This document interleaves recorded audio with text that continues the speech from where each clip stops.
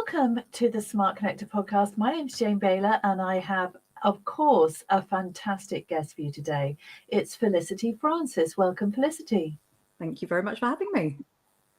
So, Felicity is founder of Talk Results, which is a business that she's run for the past 13 and a half years. And Talk Results is a telemarketing business that reaches out using the ever effective medium of one-to-one communication via phone calls. So, what we're going to talk about tonight is why telemarketing is as relevant as ever, how to use it in a non-pushy, non-spammy way, and why every ambitious business owner should consider telemarketing as a tool in their client getting kit. So it's great to have you here, Felicity. Thank you for having me. Yeah, so of course we're going to talk about this telemarketing thing, which a lot of people hate cold calling, don't they? It's their pet hate, isn't it? So yeah, I so think when let's it's start done as a there. cold call, then yeah, definitely so. I think Cold call. unfortunately, yeah, there's a lot of issues around stigmatization around what telemarketing is. And Yeah. then there's also a lot of people who have only trained with sort of what I would deem like a bad habit. You know, it's all sort of the lack of respect, and they forget to actually let the other person speak. And it's one of the sort of main killers in telemarketing, because if you think you're being sold to, nobody's going to want to buy from you. Well, that's it. Yes, because we all love to buy, but we hate being sold to, right? Yeah, very much, very much. Yeah, definitely. So I think telemarketing is not just double glazing people or just people calling you out of the blue. I mean, of course, we've all had those experiences where Oh this is yes, yeah. completely unsolicited. It is not something that we ever wanted. And of course, that is the bad side of telemarketing, isn't it? It is indeed. And yes, received those numerously myself. So if anything, Yeah. it's an inspiration to do it correctly. Yeah. Okay. So doing it correctly is what we're going to talk about tonight. So how do you do telemarketing correctly in a way that actually works? Well, Okay. so for starters. So the first thing is, don't go near a telephone. You have to do a lot of prep work. Uh-huh. So I don't believe in script reading with telemarketing, because well, we all know how we feel when we're being script read to. So I won't use certain words, but we all know how we feel towards it. So the whole concept around telemarketing is actually the prep that you put beforehand. And there's two really key elements of that. One is about actually understanding what it is that you're talking about. You have to have confidence and competence before you even go near a telephone. And also you have to review your data, because everybody is not your client. And I Yeah. think a lot of people, the kind of concept of telemarketing in their mind is, here's a script, your one-page script, here's a lump of data that I fished out of goodness knows where, go. And that is the polar opposite of how telemarketing should be. So when you look at your data, you're looking at elements such as obviously those that you know, the ones that you know work for you, but it's actually understanding things like geographics. You know, are you best off focused on the city, or actually rurally have people gone into there? The size of those companies, is there, I hate the term sweet spot, so excuse me using that term, but is there that sweet spot in between the right employee size? What about their turnover, net worth? Looking at all these, and obviously their industry and sectors, but understanding those are a really key factor before even thinking about phoning them. And the second part, which I was mentioning, is, well, we use training guides. So I'm a massive geek. I've now admitted that live on here. But the whole concept of picking up a phone is, you need to have confidence and competence. So understanding that client is really, really vital. So whether you do it yourself or whether you're sort of going to be doing the work for other people, to actually understand the brief and the aim is vital. But the center point is actually around that client. What are their USPs? You know, how do you kind of understand their history? How did they get to being who they are? If you're talking about somewhere physical that they're going to, you know, you're promoting somewhere, knowing that address, what's opposite it. But actually that whole process of even understanding competitors, understanding their overcoming objections, so you actually know what you're going to talk about before you even get there. And it just changes that entire dynamic of the conversation. And I can give some really key tips actually that are really beneficial. Is respect. The first thing, it works, respect. We like to be respected. So when you are communicating with somebody on the phone, going in and explaining who you are and where you call from, that's vital. But in actuality, saying to somebody, I'm guessing you weren't sitting there waiting for my call. I've got a couple of things that I think would benefit you, but honestly, let me call back at a time that fits in with you. 9 times out of 10, if not more, they will let you through. It's no different if somebody walks into you and you apologize to them. That's what we do. So having that level of respect in your conversation, it opens those doors. And the key factor is once they start talking, don't be the one that's talking. So open questions: who, what, why, when, where, how. And by doing that, you say very little, 10 words less, asking a question, what are you doing? Where do you go? Who do you use? Whatever it might be. And they're saying big, long sentences because they're all yes, no questions. And the great thing for the client is all of the information is extracted. You get wonderful bits of information back you wouldn't have known anywhere else. And from their perspective, the person on the phone, they feel in control. And you can glide them all the way through. You can apply all the features of that client, all the USPs that make them stand out, those features, those benefits, and you end up building a rapport with that. So you end up with very few who are disinterested. The ones who would have usually rejected you have respected you, and you end up with a much better pipeline of leads and much faster conversions. Okay, well, I mean, that's it, right? We I'll could go finish now. here, couldn't we? Yeah, that's right. Goodbye. No, Book is running done yet. yeah. So I mean, I think you summarized so many important points very succinctly there, Felicity. So I think one of the first things that you mentioned was the customer segmentation, really, because of course, in marketing, if you're going to be spending money, for example, on an advertising campaign, you're not going to be just scattergunning to everybody. So really the same fundamental principles apply. And I think that's what you were saying to a telemarketing campaign, that you've got to know your audience and you've got to know that they have an interest in what you do or that they are qualified, really. Very much And so. yeah, and I think where the whole direct marketing or telemarketing industry has got a bad name is when people, they just basically they just call anybody. I do. And there's Yeah, no purpose to that phone call. You need to really think about who you're communicating with. And particularly as well, going back to the training guide style way that we work, is actually thinking about the needs within those industries. So if you can then segment those industries, their pain points are all going to be different. And then you can also segment that by size and even geographically as well. Somebody in the city versus somebody rurally, their needs are different. And if you start thinking about that before you even phone, you entirely change the way that you communicate with the person on the phone. So that respect element even heightens again. And again, you're building up relationships. So telemarketing is sort of this concept that people think is hard sales and pushing you in a corner. But actually, it's not. It's just another form of communication. And it's yes, that relationship building where you want somebody to, I suppose the term know, like, trust is very well known in our market, but it's a know, like, trust. And if you have somebody who's really respectful and really caring towards your company and your situation, you're going to end up with them actually having a much better relationship. And one of the other key elements as well, it's about being human. I didn't even enter into the human realm of this, but if you act so corporatey on the phone or like somebody standing behind you with a whip, you lose all of your you. And we know people buy from people. So one of the key things in the land of telemarketing is actually understanding how to sort of perceive somebody on the phone. I mean, visually and sort of over the phone, you have 3 to 18 seconds to kind of be judged and judge. And I think that our job's even harder because you can't see them. So there's no body language. You have to pick up on the phone. So by being able to apply that sort of, what kind of nature are they? How are they going to communicate? What kind of industry are they from? And you can mix it all together. You can actually create a really kind of, I was going to say, wholesome kind of communication, no matter whether they are sole trader or the CEO of a massive FTSE. You've got that ability to have a conversation with somebody where you're a human and they appreciate that tone of voice on the phone.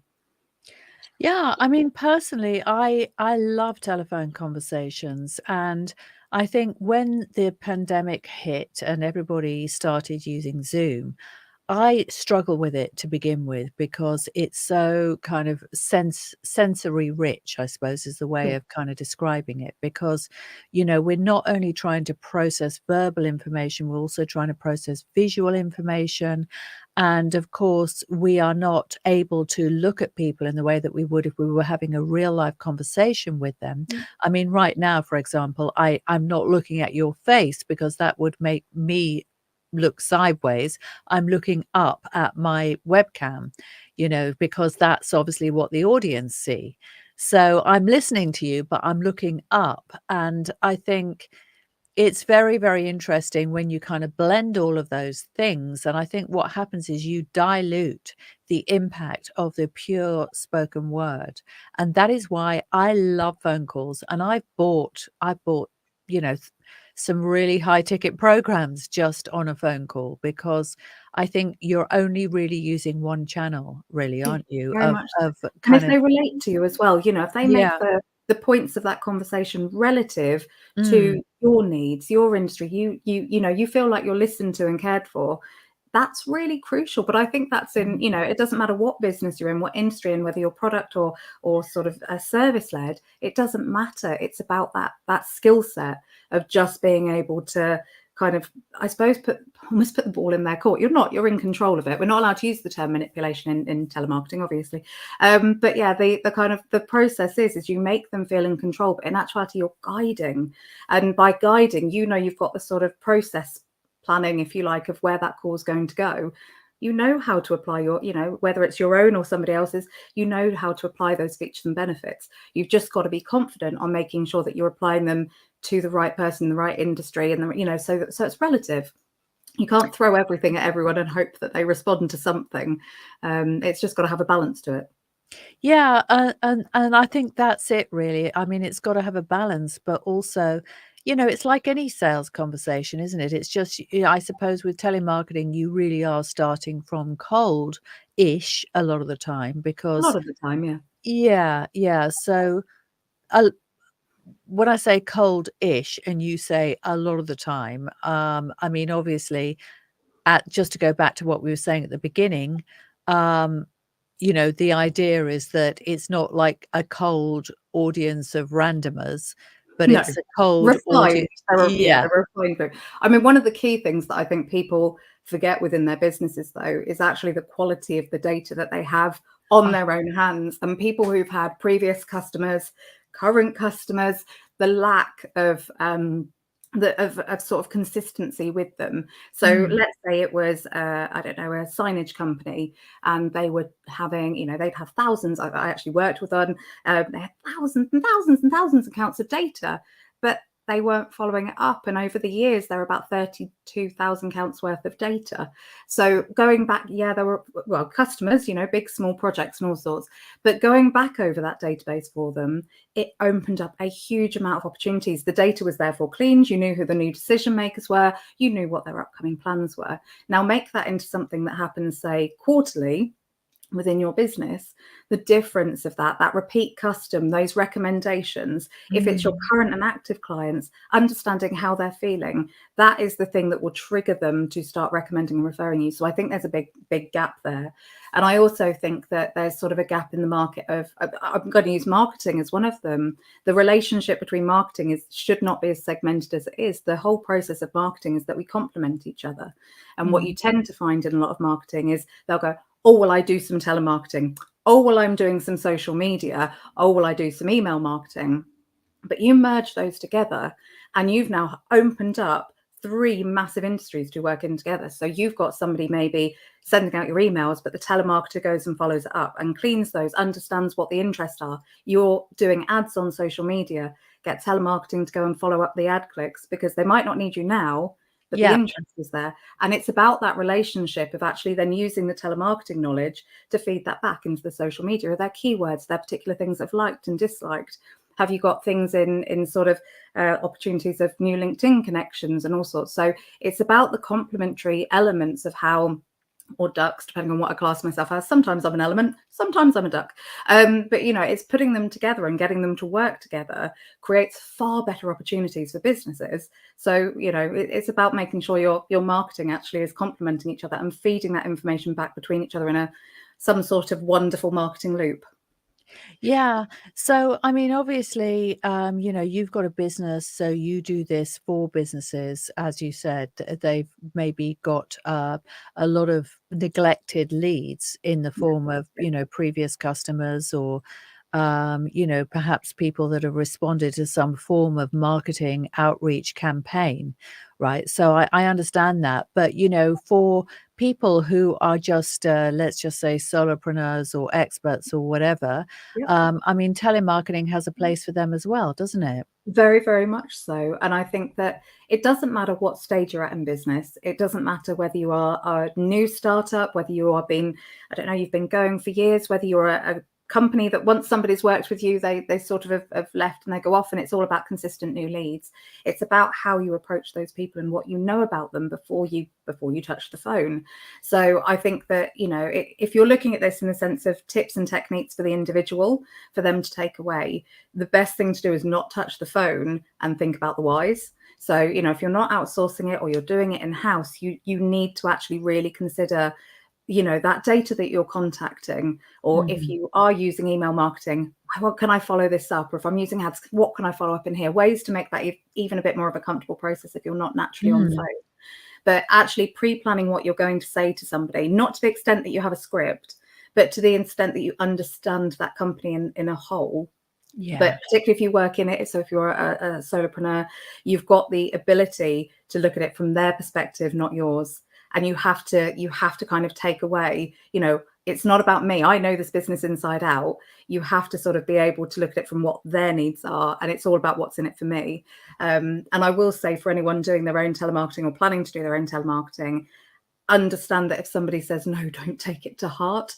We usually do about 13 calls an hour, which around 3 are effective to a decision maker. So in 8 hours, you're looking at around 100 phone calls, somewhere around, I don't know, 20 to 30 decision makers within 8 hours. Half of those will say no. And they will be all different reasons, from my brother-in-law does that for me, to we're going into administration, to no, I'll never touch you, you get away off my phone. Very few of those, in fairness, but there's lots of reasons. So out of those 30, about 15 of those are not going to have any interest. You have to have a bit of a thicker skin on the phone to remember they don't know you, the person. They're in that stage. Some people will be dismissive or have things going on, but the ones that do open up and do start talking to you, they're the thing to get excited about. So don't fixate on the negative, fixate on the positive. And then it's all about that. I'm going down the geeky route again, sorry. But when you look at your data, it's about starting to read your data. So Mhm. seeing sort of where the data reads in terms of, why are these people saying no? What geographic are they in? Where are they saying yes? And if you start to read those, it actually helps you refine that data even more. So as you then progress to whether you carry on with your telemarketing or you start sort of feeding that into other forms of marketing, you can actually start to really refine your database of leads. You'll learn very quickly what works and what doesn't work. Sorry, you can tell I like my job, can't you? Oh, definitely, definitely. And the I mean, the thing is, I've done a lot of sales in my time. I have great respect for sales.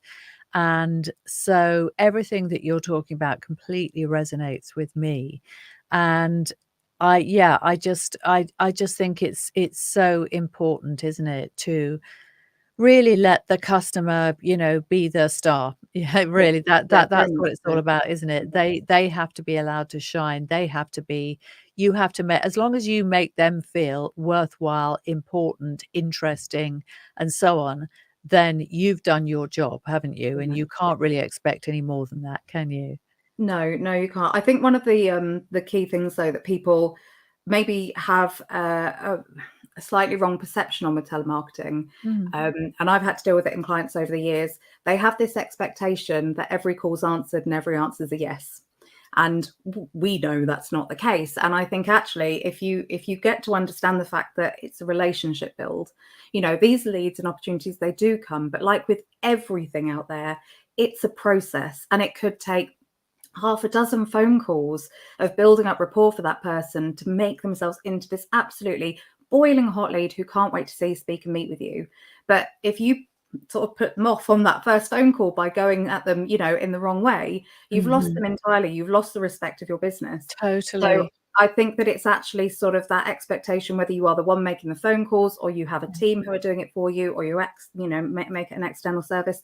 it's having that understanding that whatever is going on, it is something that takes time. I think people are really hard on themselves with telemarketing. I've had clients go, I made 6 phone calls and it doesn't work. And I'm kind of going, yeah, you need to put a few more onto those, my dear, to see what's working and what doesn't. So yeah, that relationship of actually I'm making you aware of my business. I think it's something that will benefit yours, and that you're trying to be a benefit to a company rather than selling at them. If you change your mindset with that, actually the leads and opportunities come in thick and fast, but it's about building the rapport with them before you get to the lead. Yeah, I mean, so much wisdom, there, and it just totally makes sense to me, Felicity, because as I said, having been in sales for a long time, one of the things that I noticed when I was working in my media businesses and career is that sometimes people would have reached a level where they were just ready to hear what you had to say, and then they would convert very fast, and you'd be like, where did they come from? It was just like that. And other times people can be listening to you, or they can be receiving your message for quite a long time before they finally take action. And I often think about that in the context of my own clients, because obviously they are all selling their services. And I say to them, look, these conversations that you might have with people today, you might think, oh, that was rubbish. They're never going to be a client of mine or whatever. But they may come back, mightn't they, further down Yeah, the line? And very much so. And it's that consistency as well with sort of communicating with somebody. yeah, You've got to keep consistently with it. I always say to clients, do yeah, less hours per week, but do them over a longer period of time. So yeah, rather than trying to cram everything in one, which I mean, I have more fingers than toes, and I've been asked this, it's one of those things where I go, oh, well, just do it all in one go. And I want, oh, who's following it up at the end? yeah, So who's the one building the relationships with people? They're not going to necessarily all be ready now. They might be ready in 3, 6, 9 months. And if yeah. you have a pipeline of your year ahead, knowing when people's contracts come to an end, knowing when they're reviewing their plans or looking at a new supplier or whatever it might be. So I think the key thing when it comes to marketing, any form of it, it's about consistency. And Yeah. if you are consistently keeping up with your marketing, and even better, if you get those elements of marketing to start working together, you will see far bigger and better outcomes. So one of my favorite things I try to do with our clients, get us to marry up with what they're also using.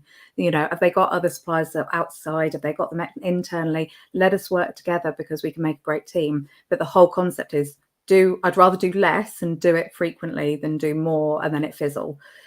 So I think that's always sort of the wise move I put in with my clients. So Yeah, they can always increase their hours, but I'd rather that they did it over a steady period, and therefore they felt more in control, but also they weren't sitting there biting their nails wondering why everyone wasn't saying yes. If they can see it steadily, they get more enthusiastic to kind of understand that pattern, and then they kind of see oh, look, it takes, I don't know, 6 weeks to get a conversion. Okay, now we've got a consistent level of conversions. If we up our hours, that's going to speed up that process.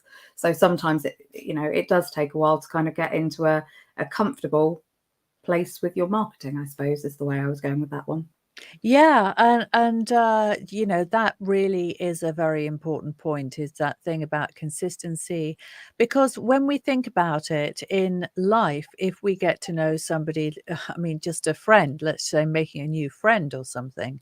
I mean, I walk the dog, and if I meet somebody, I might have a polite conversation with them, just passing the time of day or something about the weather or something like that. You might meet them a week later or something with the same dog, and then we'll get into more of a chat about how long have you been living in the area, and all of that, and have you got a family, and all of that kind of thing. And gradually you might say, oh, well, are you going to be walking next week in the afternoon? And you just evolve relationships in that way, and It's that no trust. different on the phone. It's exactly the same. Yeah, and that's it. There's no magic or mystery really to this, is it? When you think about it, it is just building relationships, isn't it? A relationship of trust. And that's what any business owner should want with their clients. Yeah, So if you think of somebody who comes to you as your client, who you work with, you respect them. Most of us bend over backwards for our clients and do far more than we're probably being paid to, but that's what we do. And we know about them. We know those little intricate details, probably their personal lives, all of their business. We get to know them. So why would you view your prospective leads any differently? Why would you want to approach them any differently? You wouldn't want them to talk about you as this awful hard sales company. You'd want to talk to them about, have them talking about you going, do you know what, this company rang the other day and they sound really interesting. They're able to do this, this, and this. Should we get them in to have it? That's what it should be about. Yeah. And I think that when we look at our own clients, you've got to view the treatment of your prospective leads in the same way. Yeah, that definitely makes sense. So a lot of this is also about training your team, isn't it? And I know Yeah. that's something that you're very hot on, aren't you, Felicity? Yeah, very, very much so. I think that, it's not the sort of 80s used car salesman kind of attitude. So when I said at the start about having, your one-page script thrown in front of you, it doesn't give you the information that you need. So to me, actually, I write training guides. So mine are roughly sort of 15, 20 pages. I told you I was geeky, right? So the sort of process of writing that is, it's actually really breaking down that company. It's sort of taking it apart and putting it back together in both a sales and a marketing mind. So sort of the brief and the aim obviously is that reasoning of being on the phone and the whys I'm being on the phone, but it's that relationship to each of those industries and the size of companies and everything else. So you've got those sort of USPs, what the outcome is going to be. The center point is really where you need to understand your business. So if you're doing this yourself or you have an internal team, or if you're externally doing it, making sure that they understand you is really crucial. So sort of the process of mine is the about you. It's understand the history. Why did that company come to where they are? Because if I rang you up and was having a chat with you, you'd want me to be confident enough that you could chuck anything at me and I could answer it. You don't want it to be a sales call. You want it to be a communication tool. So understanding that, but then understanding those amazing sort of features and benefits of the client. Is it service? Is it product led? Where does that fit in with those industries? Understand the data and being able to break that down relative to all those USPs. And I mentioned earlier, it's understanding even your competitors, not to disregard them. You don't go, oh God, you don't want to work with them. It's actually being able to go, oh yeah, we know ABC company. They're actually, we're really well respected by us. We've been working along with a few of their clients supplying so-and-so, as we know that's one of the things that they don't do. Is that anything that you've looked at before? It's being able to kind of work in unison with others or get sort of that understanding that if somebody said a name of a brand, that you're, maybe not so sure of, you'd know it as the telemarketer, say, oh yes, but you've got that reference point for the client to know who they're working with. Yeah. And one of the big ones is knowing you're overcoming objections. So understand from that client maybe experiences they've had, but noting them as you call, what kind of were the plans that, I say rejections, the objections that you faced. If you've pre-planned those, you end up overcoming those objections without even thinking about it in the call. So training your telemarketer to do that, but also the knowledge factor that we don't know everything, and they will also be fed in and you get to learn about that. So that sort of training guide process is actually sort of something that's consistently ongoing. And it's something that, the client should be able to use within their own team, new staff members coming in, if they move their marketing internally. It's something that they should be able to take with them and keep sort of adding into and sort of, I suppose, expanding as they grow. Yeah, that makes a lot of sense. And of course, while you were speaking, I was thinking about the instant authority killer, which is when you are an interested customer on the phone to, well, let's just say a telemarketer, a representative of the business, and you ask them a question, and they say, "Oh, I don't know about that. I'll find out about that, and I'll get back to you." And that is not really what you want to hear, is it? No, and I think, there are ways around of getting it. I mean, I always kind of think, we're sort of almost like the outside of the box clients, the inside of the box, they've got all that knowledge bank. So the more knowledge that you have beforehand, the more kind of, ways of being able to understand what could and couldn't happen, it makes that call a lot easier. But there's even simplistic techniques that, let's say somebody's asking questions, they're not ready to meet. They don't want an appointment. They don't even want a telephone appointment, but they're asking all these questions. You can just simply say something as simplistic as, do you know what? You've got some phenomenal questions there. And I don't want to give you sort of, not spot on answers. I'm going to get Steve to give you a call if that's okay, at a later point. Yeah. And then you can go in that way. Or if they're asking loads of questions, let's say it ends with them wanting information. Best thing to do is go back to the client or, whoever's higher above and then say that I've got this, this, and this going on. do you think that you'd give them that, I've sent them the information, but they're asking this, this, and this. You can go into so much more detail. I think we'll get them. So it's that balance of actually being part of that company. One of our things is that we're part of the companies we call for. So it's that comfort factor of going to whomever, whether we're working with the sales director, marketing director, or MD directly. It's about being able to work along with them and say, there's an opportunity here, but would you like to get involved at this point? Some of our clients take in as soon as we've spoken with a decision maker because they have an internal team or they want that responsibility and they just want us to focus on the cold to build it up to a person. Some of them want us to not talk to them until they've got an appointment. Everybody's different with how they view it. But I suppose it's the logical thing of what's going to be the best outcome. Yeah, that makes a lot of sense. So Felicity, let's get to know you a little bit better. So, tell me how did you sort of get into this? I mean, what's your kind of background and your history? Okay, so telemarketing was my first ever job Okay. when I was 16. Okay. And I pretty much have stayed in it. I mean, I've had a couple of experiences where I was a dental nurse at a very, very young age. But even Okay. that had me on reception. I was still on the phone. I was selling items behind the counter. I was sort of rebooking in. I was getting people to book in for different styles of appointments, like, I don't know, teeth polishing and all sorts. So I had sort of a level of customer care that went on with my job role. And I went through sort of several different experiences of being on the phone and face to face and sort of building up rapport, and it balanced the marketing and sales. And I worked going back a fair few years ago for a really amazing telemarketing company. They were brilliant and they really taught me a lot. And I think I was the last in, but I was also the last to be let go when they shut down the company that I worked for due to the recession back in 2007. So they sort of dwindled down, and I saw an opportunity to go off and start a telemarketing company. I had this big thing because I back at that point, they worked with really massive companies with really big budgets, but I sort of saw these smaller companies, and I kind of went, well, what if telemarketing was flexible? So there wasn't a minimum budget. What if there was the opportunity to be able to be flexible with it? So I was about 25 and thought, I know, I'll go and set up a company. So I walked into the town, took out an office, and 13 and a half years here I sit. So my sort of 22 and a half years of existence has been around, or last 22 years has been around telemarketing, been around sales, been around marketing. And I have such a passion for it, but it's about the passion of making it human and respect led, and actually getting people to kind of view it with a bit of different respect. I mean, the amount of clients I've come across who I know that we're non-compatible just because their expectation is every call's answered, everyone's a yes, push them into a corner.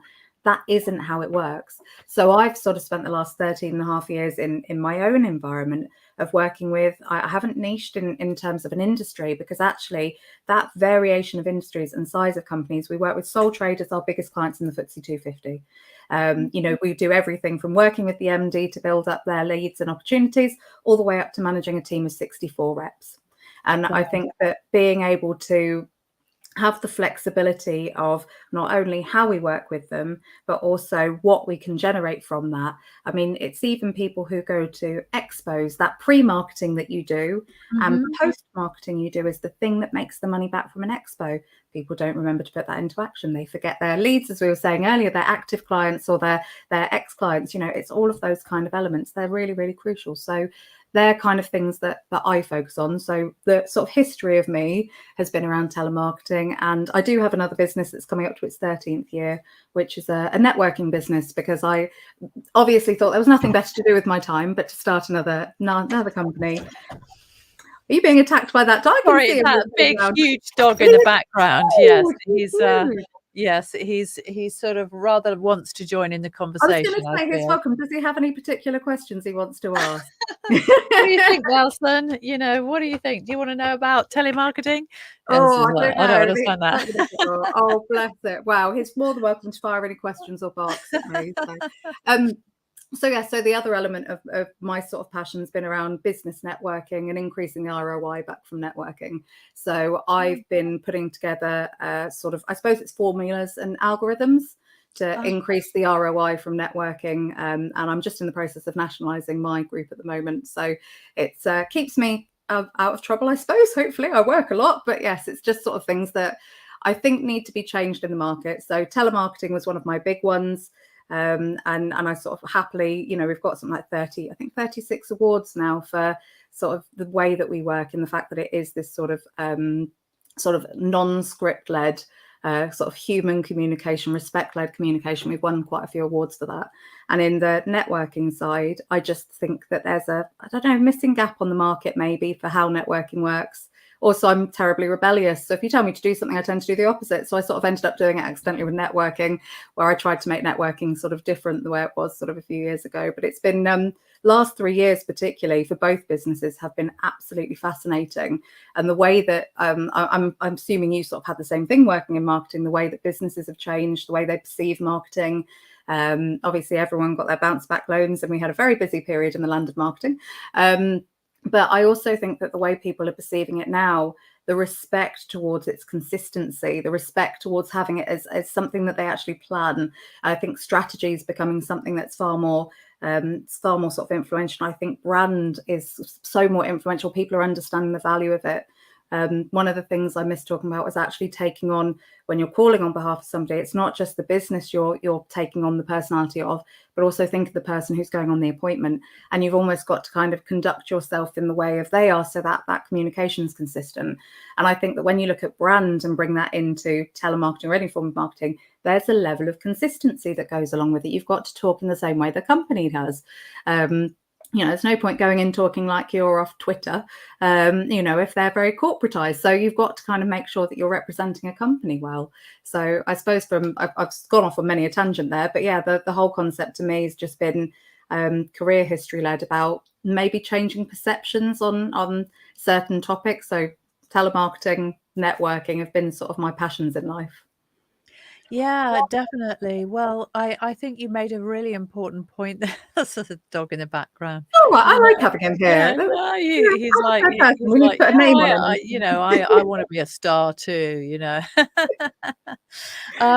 Yeah, so the thing that you mentioned about brand and, brand marketing, which is obviously very, very important, and Yeah. having that, that message communicated in a consistent way across multiple platforms, and obviously multiple forms of communication to the client is that's what it's all about, really. Because of course, as we all know, brand is to do with the perception that you form in your your ideal client's mind. So if you're talking about one thing over there in a certain way and something else over here in a different way, then all it's going to do is just weaken your brand as a whole. So I think your point there was very relevant and very important. And you wouldn't want to be doing all that hard work. You look at brand strategy, doing all that hard work to create consistency in the flow across social media, email, website, any form of content, blogs. That all has a level of consistency to it. So you can't jump on a phone and be a totally different person to what you're representing elsewhere. You have to have a level of this goes back to what I was saying about combining your suppliers. If they're external suppliers or internal suppliers, you have to make sure that they're working together, because if they're all doing their own thing and not knowing what the other ones are doing, you just have a lot of messy marketing. But if you combine it together and make it consistent, and anything in terms of strategy, in all honesty, has an override. But yeah, you have that over the top, and then you kind of form a sort of process underneath. You align it to work inside. Oh, you're doing that email, right? We'll follow up the week later. Right, those ads are going up. Right, we'll get onto it then. This is coming back to you. We'll go and make sure that's you've got that consistency, but it's all got to sing the same tune. So it's really, really vital. Well, I mean, what can I say, Felicity? I'm a convert. Where do I sign up?